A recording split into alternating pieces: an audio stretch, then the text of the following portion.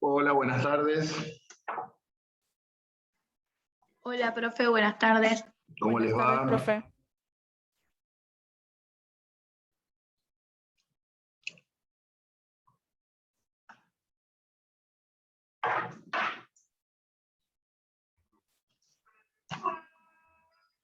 Cada vez menos gente se conecta.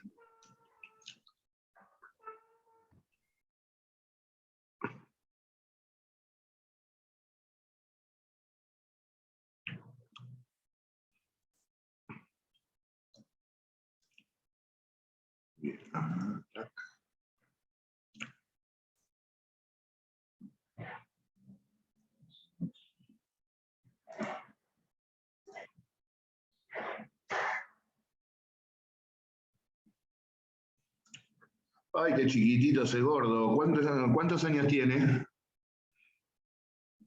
10 meses, Aluminé se llama, es una nena. 10 meses, qué chiquito. Me hace acordar al mío. El mío tiene 2 años, cumplidos hace poquito. Hermosa edad, 2 años. Sigue aprendiendo todo. Es un terremoto. Ella también igual, todos los días le pasa algo. Y está justo, dijiste 10 meses, ya casi llegando al anito. Ella ya se para, pero no se mantiene, entonces se va cayendo con todo, se va tirando todo encima. Ya está empezando a gatear. Ya gatea, sí, hace 2 meses gatea. Ah, Ya se mandó el asunto. toda, ya se cayó de la cuna del cochecito, ya se tiró todo en la cabeza, ya está. Bueno, sí, nosotros a los 10 meses creo que ya 2 caídas de la cama seguro. Esta tiene 2 también. Decí que fueron una y una. Una le pasó a mi mujer y otra a mí. No tenía doble cargo de conciencia porque la desesperación que te agarra.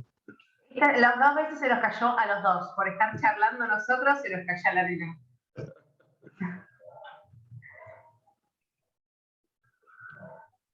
Mira cómo mira todo. Bueno, a ver, ya 26 tenemos quórum como para empezar. ¿Alguna preguntita que me quieran hacer?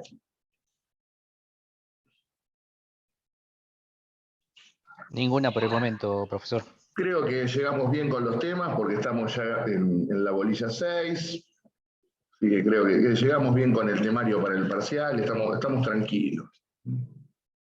Así que no, si tienen dudas, por favor, no duden, pregunten. Ayer dejamos en las puertas del Pacto Federal, por decirlo de alguna manera.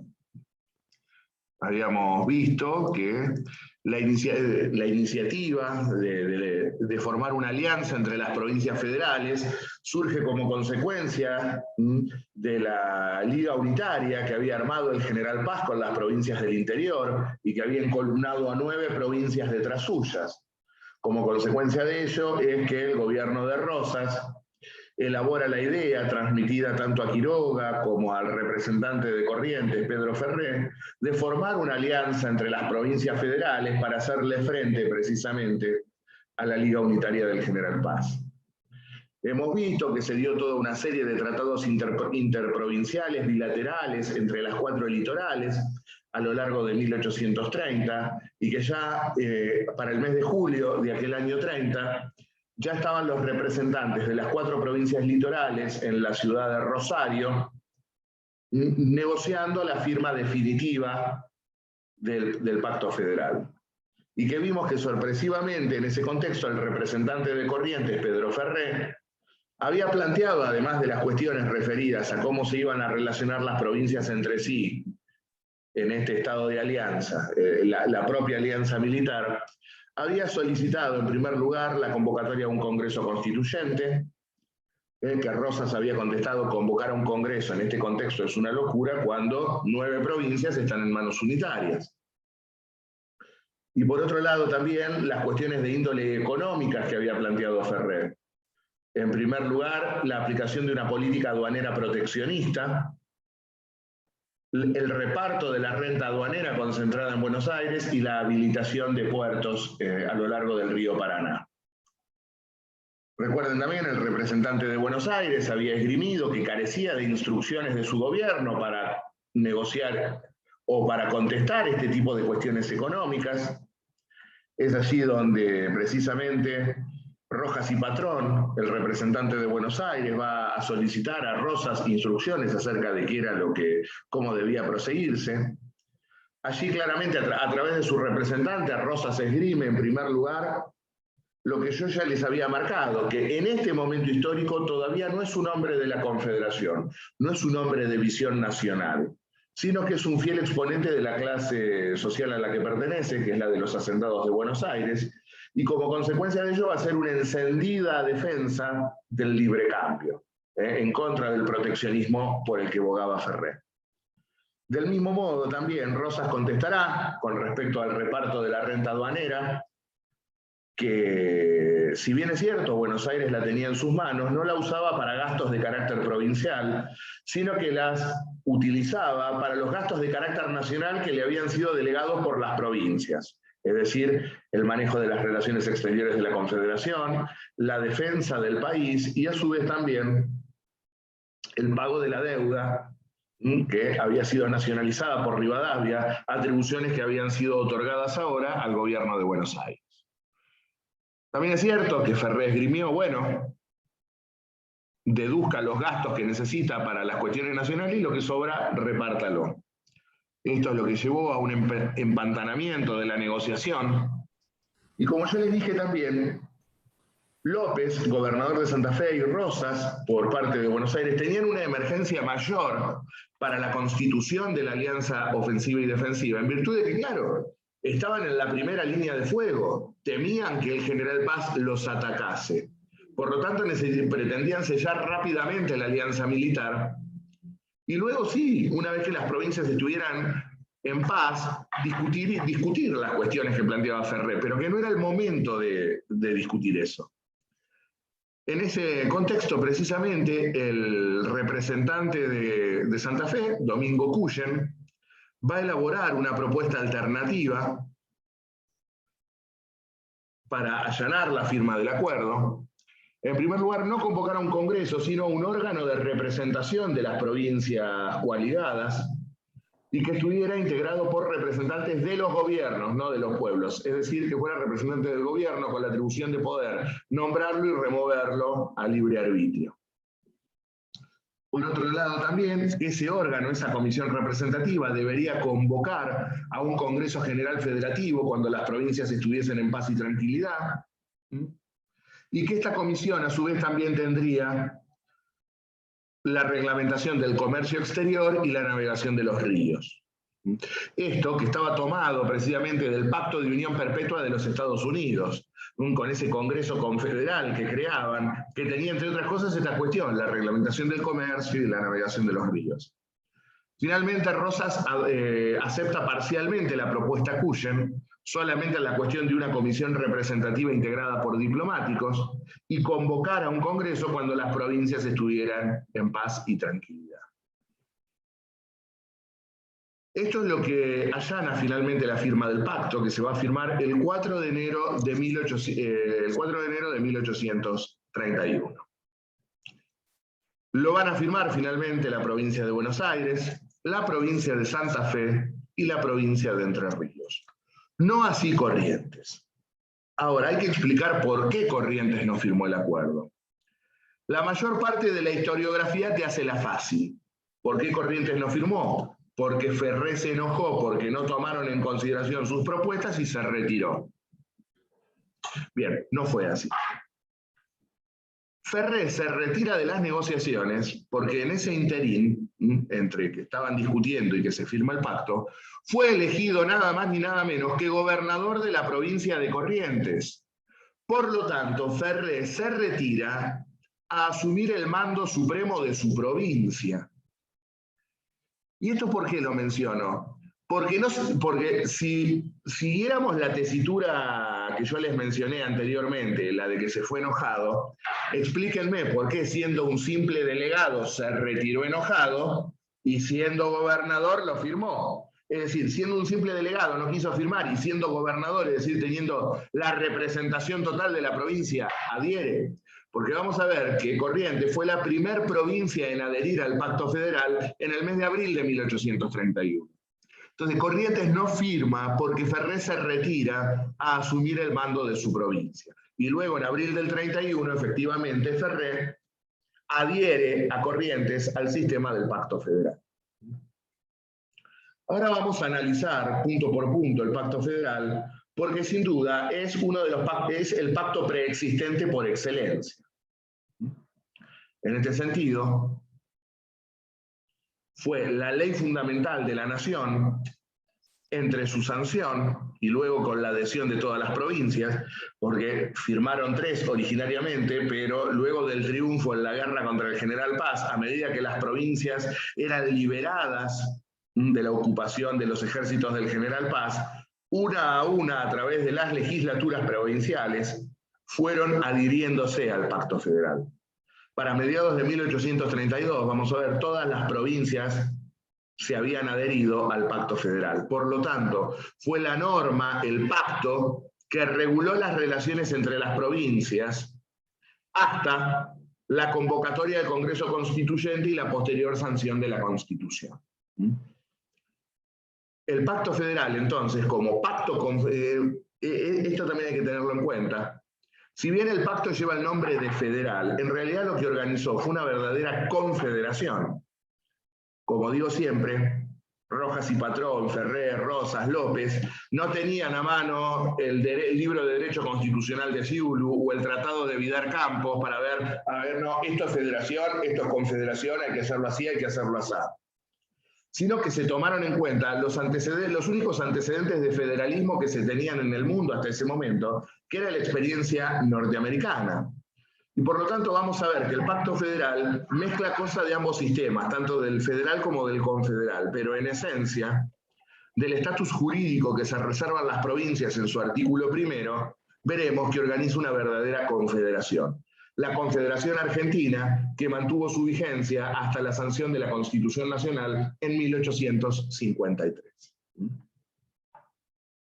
¿Me quieren preguntar algo?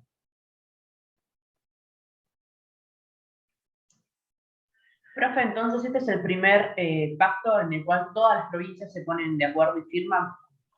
En realidad, no sé si se pusieron de acuerdo y firmaron, sino que adhirieron. Bien, pero es el primero en que todas adhieren. Sí. Por eso es el más importante y por eso deriva posteriormente en la Constitución Nacional. No fue una alianza transitoria como los pactos que hemos venido viendo hasta este momento, sino que fue la organización de una confederación duradera. Piensen que tuvo vigencia durante 22 años. Para lo que hemos venido viendo hasta este momento es una enormidad. Profe, cuando hablamos de todas las provincias, igual lo que es el sur, nada, ¿no? Eso ya era todo de los pueblos aborígenes, ¿o no?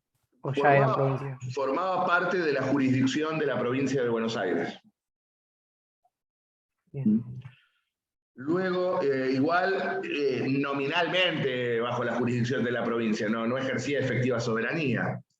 Luego de la conquista del desierto, en 1879, el Estado Nacional ahora sí hará presencia efectiva con la sanción de la Ley de Territorios Nacionales. Pero es cierto, las provincias patagónicas no son parte de las provincias originarias que dieron origen a la nación, del mismo modo que tampoco lo son Misiones ni las provincias del noreste, es decir, Chaco y Formosa. Las 14 provincias históricas son las que teníamos hasta ese momento. Lo que pasa que veremos, ustedes van a ver, una cláusula que tenemos acá en este pacto que permite incorporar más provincias, y también, cuando vean la Constitución con el doctor Marucci, verán lo que dice el artículo 13 de la Constitución acerca de la posibilidad de incorporar también nuevas provincias a la Unión. No es un pacto cerrado, sino que es un pacto abierto a recibir nuevos integrantes, siempre y cuando cumplan con determinados requisitos legales. Ahora lo veremos aquí cuando lleguemos al artículo 12.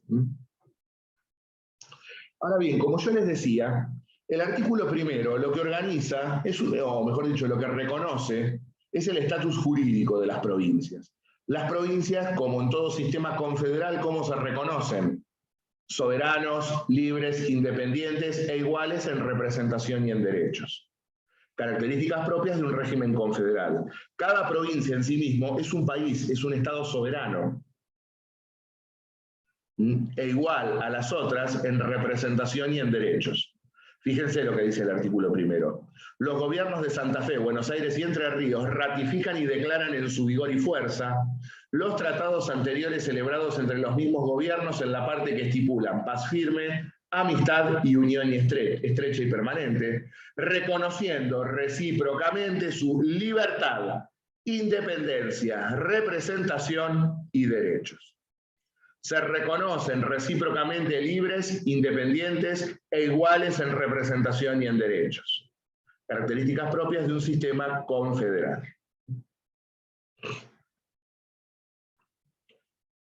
Los artículos 2 y 3 son los que constituyen el objeto central de para qué se había hecho el Pacto Federal. Por el artículo 2, se obligan a resistir cualquier invasión extranjera que se haga, bien sea en el territorio de cada una de las 3 provincias contratantes o de cualquier otra de las que componen el Estado argentino. ¿Qué quiere decir esto? Las 3 que firman se comprometen recíprocamente a defenderse de cualquier ataque exterior. Pero por encima de porteño, por encima de santafesino, por encima de entrerriano, se era argentino. Había una vocación de argentinidad. Si bien no estaba organizado el Estado Nacional, se reconocían como parte integrante de una nación.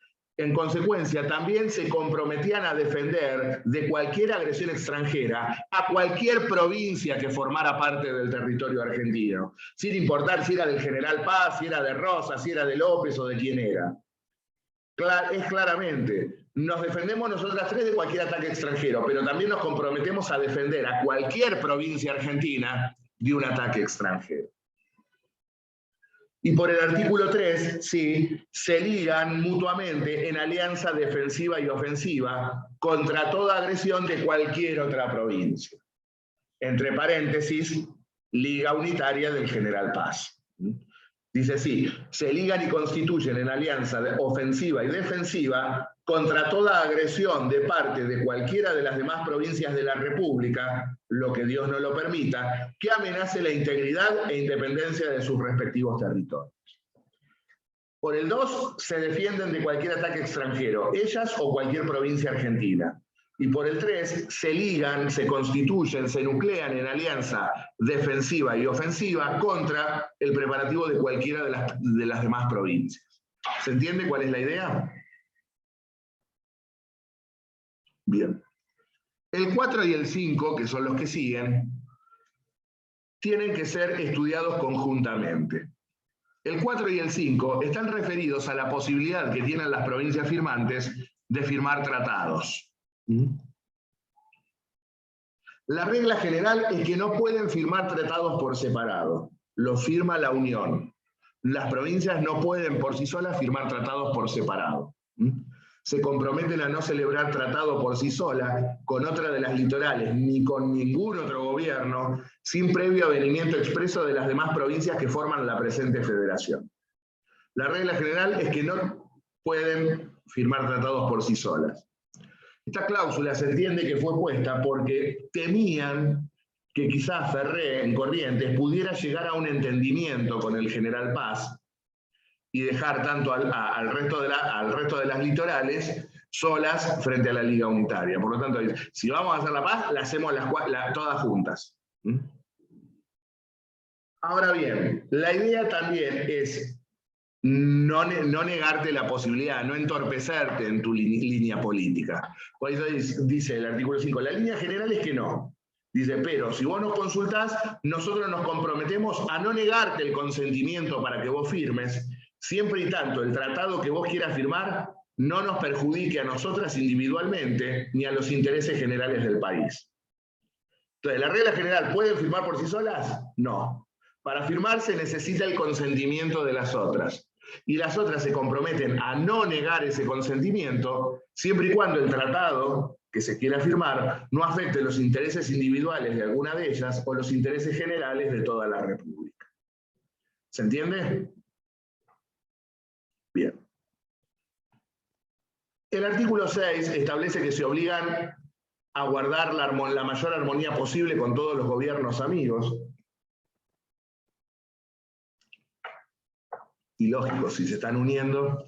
Esto motivó, por ejemplo, que Rosas cerrara algunos diarios que hablaban pestes del gobernador de Santa Fe, de Estanislao López.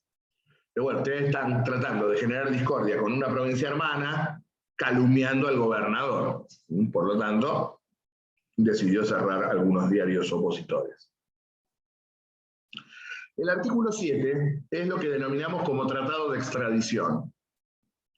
Dice, se prometen no dar asilo a ningún criminal que se acoja a una de ellas, huyendo de las otras dos por delito, cualquiera que sea, y ponerlo a disposición del gobierno respectivo que lo reclame como tal. ¿En qué consiste la extradición? La extradición es un instituto del derecho internacional a través del cual un Estado soberano puede reclamarle a otro que le remita a un ciudadano que ha huido a ese Estado al cual se le está reclamando para evadir la acción de la justicia por haber cometido un delito. Y yo comento, vamos a hacerlo en términos actuales para que sea más fácil explicarlo. Yo cometo un delito en suelo argentino y me voy del país. Y me refugio en otro Estado. Yo, como Estado argentino que necesito juzgarlo, le voy a pedir a ese otro Estado, pónganle, no sé, México, Estados Unidos y que ustedes quieran. Y bueno, miren, este sujeto que vos estás, al cual le has dejado entrar en tu país, cometió un delito en el mío, por lo tanto lo tengo que juzgar, mándamelo. Es un acto federal complejo, denominamos hoy, porque intervienen dos de los poderes del Estado. Por un lado el Poder Judicial, como encargado de juzgar, que se lo tiene que pedir al Poder Ejecutivo, como encargado de las relaciones exteriores, y el Poder Ejecutivo, a través del órgano pertinente, como es el Ministerio de Relaciones Exteriores, reclamarlo al Estado para que te lo mande para juzgar. Profe, Sí. sería como lo que está pasando ahora con, ¿cómo es el nombre? Pepín Rodríguez Simón. Sí.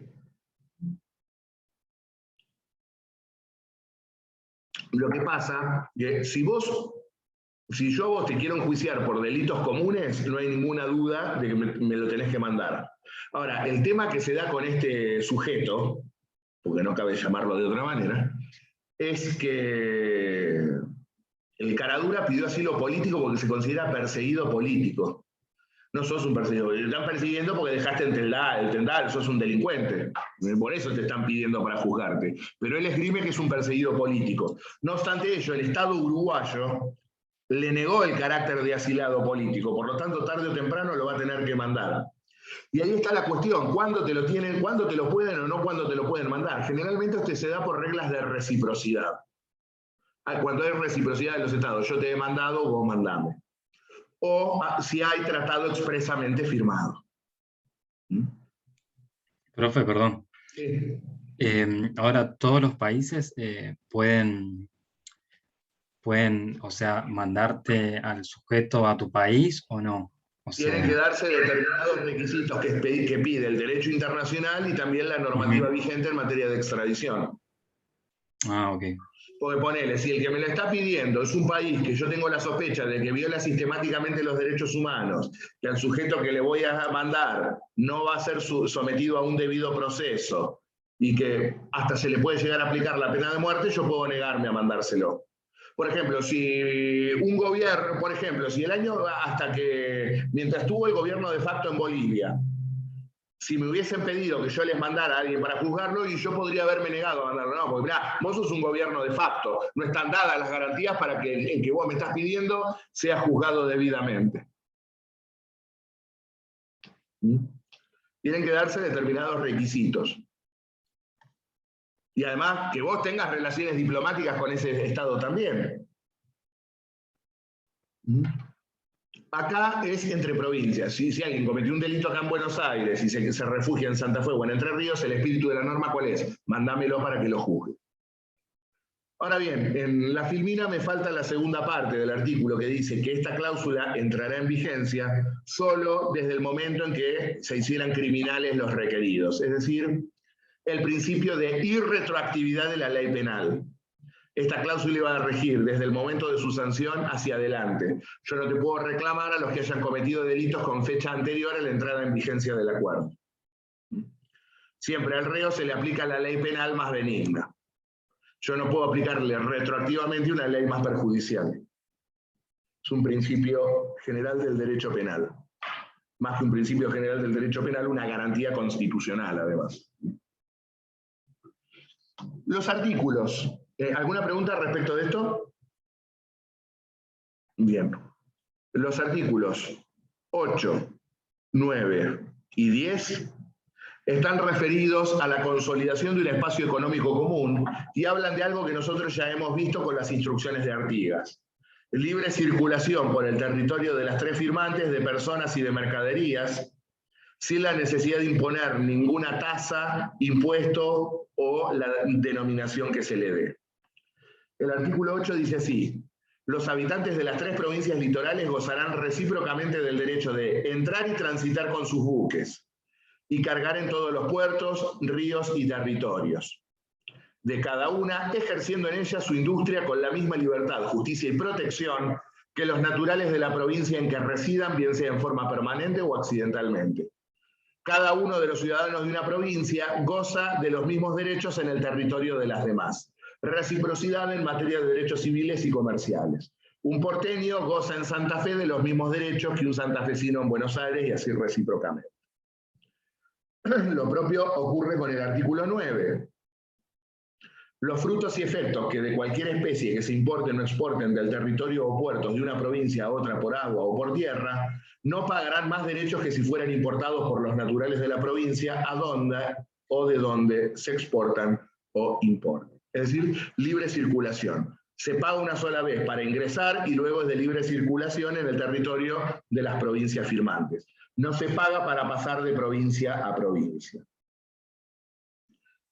Y para reforzar esto, el artículo 10 establece que no se concederá en una provincia derecho, gracia, privilegio o exención a las personas y propiedades de los naturales de ella, que no se conceda a los habitantes de las otras dos. Reitero, que es una de las preguntas que le pongo en el trabajo, si hay reciprocidad en materia de derechos civiles y comerciales. Claramente hay reciprocidad. Los habitantes de una provincia gozan de los mismos derechos en el territorio de las demás. ¿Pregunta? Yo, profe, Sí. a comparación con el de Estados Unidos, que exceptúa a los vagabundos y a los vagabundos, bueno, nosotros teníamos, digamos, el mismo criterio cuando se hablaba de ciudadano. Son criterios Y a distintos. los indigentes. Son criterios distintos. Por eso en Ajá. el Pacto Federal no dice nada. Ah, ok. Porque en los Estados Unidos había una característica. Todos eran propietarios. Ah. La sociedad norteamericana en ese momento era más homogénea. Entonces no tenías gauchos errantes y vagabundos o conchavados en relación de dependencia en las estancias. Allá todos eran propietarios. Acá, en cambio, había relación de dependencia. Por eso son distintos criterios con los cuales no. El Pacto Federal no dice nada, por lo tanto tampoco quería meterme en ese terreno. Y también a veces la traducción de los tratados no es la más correcta. Porque determinados conceptos en el derecho norteamericano no tienen un significado coloquial, sino que responden a determinados institutos jurídicos propios del derecho norteamericano. Piensen ustedes que era un país esclavista todavía, hasta la Guerra de Secesión de 1861-1865. El nuestro es más genérico en ese sentido. Por lo tanto, cualquier ciudadano puede transitar libremente. ¿Alguna otra pregunta? Bueno, y el artículo 11 está referido a los derechos políticos. Del mismo modo que hay reciprocidad en materia de derechos civiles, hay reciprocidad en materia de derechos políticos. ¿Qué quiere decir esto? Un santafesino o un entrerriano pueden votar en Buenos Aires y un porteño puede votar en Entre Ríos y Santa Fe. Es decir, cualquiera puede votar en cualquiera del territorio de las otras. Y a su vez también cualquiera puede ser elegido. Un porteño puede ser elegido legislador en Santa Fe, un santafesino puede ser elegido en Buenos Aires. Ahora bien, el artículo 11 hace una excepción, porque dice allí: se exceptúa de dicho caso y otros de igual naturaleza que fueran establecidas por leyes especiales, extendiéndose que en caso de hacerse por una provincia alguna excepción, ha de extenderse a los naturales y propiedades de las otras dos aliadas. Si ustedes recuerdan, por la ley del Poder Ejecutivo de Buenos Aires de 1823, para ser gobernador se requiere haber nacido en la provincia. Por lo tanto, por una excepción legal, un santafesino o un entrerriano no pueden ser gobernadores de Buenos Aires. ¿Me siguen hasta acá? Por lo tanto, ¿qué es lo que nos quiere decir el artículo? Como Buenos Aires se reservó este derecho de que solo sus hijos pueden gobernarla, un porteño no podrá gobernar Entre Ríos ni gobernar Santa Fe. Como Buenos Aires, por una ley especial, puso este requisito, esta garantía se extiende a las otras. Un porteño no puede gobernar Santa Fe y no puede gobernar Entre Ríos. Sí, no hay ningún problema entre Santa Fe y Entre Ríos. Un entrerriano puede ser gobernador de Santa Fe y un santafesino gobernador de Entre Ríos, como pasó. La excepción está puesta por la ley del Poder Ejecutivo de Buenos Aires.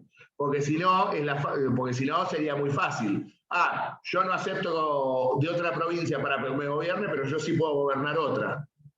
Para establecer una igualdad, como Buenos Aires se reservó ese derecho por una ley propia, se hace extensible a las otras. Un porteño no podría ser gobernador ni de Entre Ríos ni de Santa Fe.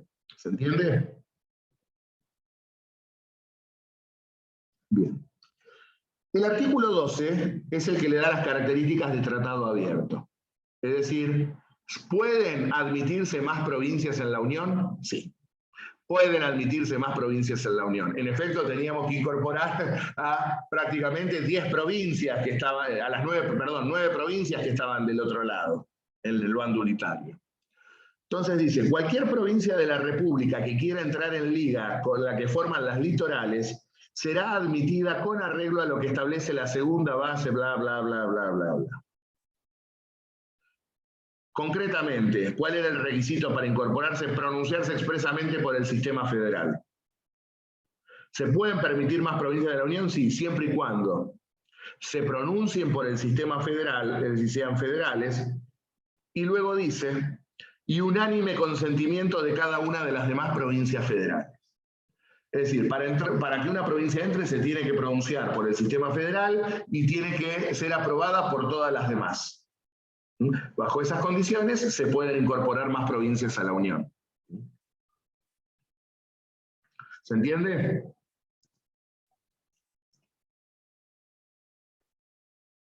Bien, los artículos 13 y 14 están vinculados a la organización militar. No me interesa verlos, el 13 y el 14. Sí, el 15 y el 16, que son los que le dan la característica de pacto preexistente. El artículo 15, ¿qué nos dice? Interín dure el presente estado de cosas. ¿Cuál es el presente estado de cosas? La guerra con la Liga Unitaria. Y mientras no se establezca la paz pública de todas las provincias de la República, es decir, mientras dure el estado de guerra y no haya paz, residirá en la capital de la provincia de Santa Fe, la ciudad de Santa Fe de la Veracruz, una comisión compuesta de un diputado por cada una de las 3 provincias litorales, cuya denominación será Comisión Representativa de los Gobiernos de las Provincias Litorales de la República Argentina, cuyos diputados podrán ser removidos al arbitrio de sus respectivos gobiernos cuando lo juzguen conveniente, nombrando otros inmediatamente en su lugar. La célebre Comisión Representativa del Pacto Federal. Iba a funcionar en Santa Fe, en la ciudad de Santa Fe, e iba a estar integrada por un representante por cada provincia. Si bien dice allí por un diputado, el término es erróneo, porque la naturaleza jurídica de estos representantes se asemeja más al de diplomático. ¿Por qué? Porque representan al gobierno, no al pueblo. ¿Y esto yo de dónde lo saco? Del último párrafo, cuando dice que podrán ser removidos al arbitrio de sus respectivos gobiernos cuando lo juzguen conveniente. Lo nombra el gobierno y lo remueve el gobierno respectivo. No es votado por el pueblo. Por eso decimos representa al gobierno como persona jurídica, no a los pueblos. Por eso tiene el estatus jurídico de diplomáticos. Representa al gobierno, representa la política del gobierno reunida en esta comisión. ¿Se entiende? ¿Y cuáles iban a ser las atribuciones de esta comisión representativa? Punto número 1, la paz, celebrar la paz. Por contrario, imperio. 2, hacer la guerra. Ordenar que se levantara el ejército en caso de guerra y determinar el contingente de las tropas. Esta cláusula, además, hay que estudiarla en consonancia con el 13, que hoy me salteé, que establece que siempre el mando de los ejércitos lo tendría la provincia agredida. Y por último, parece que lo más importante lo hubiesen dejado para el último inciso del último artículo del pacto. El inciso 5, o inciso E, establece que será atribución de la comisión representativa invitar a todas las demás provincias de la República, cuando estén en plena libertad y tranquilidad, a reunirse en federación con las 3 litorales, y a que por medio de un Congreso General Federativo se arregle la administración general del país bajo el sistema federal, su comercio interior y exterior, su navegación, el cobro y distribución de las rentas generales y el pago de la deuda de la República, consultando del mejor modo posible la seguridad y engrandecimiento general, su crédito interior y exterior, y la soberanía, libertad e independencia de cada una de las provincias. Resumiendo, cuando las provincias estuviesen en paz y tranquilidad, convocar al Congreso General Federativo para el dictado de una Constitución. Esto es lo que lo convierte en preexistente, porque debía convocar a un Congreso cuando las provincias estuvieran en paz y tranquilidad. Y en efecto, cuando lleguemos a 1852, el Acuerdo de San Nicolás de los Arroyos, en su artículo 1, declararía al Pacto Federal como ley fundamental de la nación, y en su artículo 2, haría mención a este artículo 16, inciso 5 o inciso E, diciendo, habiendo llegado el caso de encontrarse las provincias en paz y tranquilidad, se convoca al Congreso General Federativo. Por eso, tanto el Pacto Federal como el Acuerdo de San Nicolás consideramos que son los 2 pactos preexistentes de los que habla el preámbulo de nuestra Constitución Nacional. Este es el Pacto Federal. Pacto Federal que, como pueden imaginarse, siendo ley fundamental de la nación, es pregunta de examen. ¿Alguna pregunta?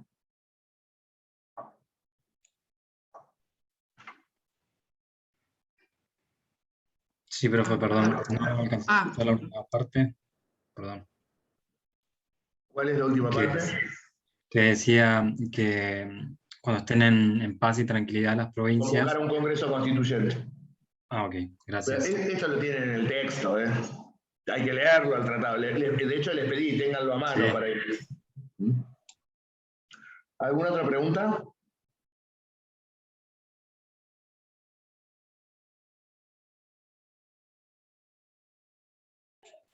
No. Bien. Ahora tenemos que ver, entonces, una vez que entró en vigencia el Pacto Federal, rápidamente, el primer acto de gobierno de la comisión representativa que se instaló en el mes de febrero en Santa Fe fue declararle la guerra al general Paz. El 15 de febrero